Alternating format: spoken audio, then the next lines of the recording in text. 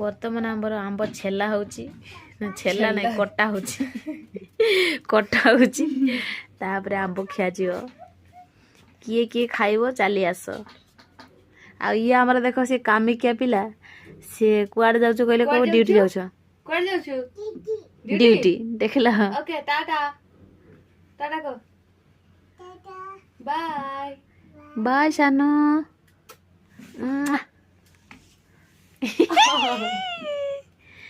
କେଆଡ଼େ ଯାଉଛୁ ଆଉ ଥରେ କହ, କେଆଡ଼େ ଯାଉଛୁ? ଡ୍ୟୁଟି। ସେ ପିଲା ଏବେ ସନ୍ଧ୍ୟା ହେଲାଣି, ଏବେ ସେ ଡ୍ୟୁଟି ବାହାରିଲା ବାଲ୍ଟି ଧରିକି।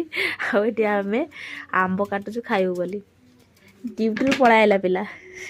ଡ୍ୟୁଟି ଛୁଟି ଛୁଟି। ଆମ୍ବ ଖାଇବ।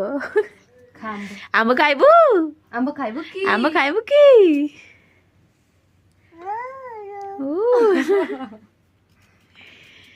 दीदी सी दीदी इतने सुंदर डाके देखना सानो दीदी को दीदी तेरी ओ माय गॉड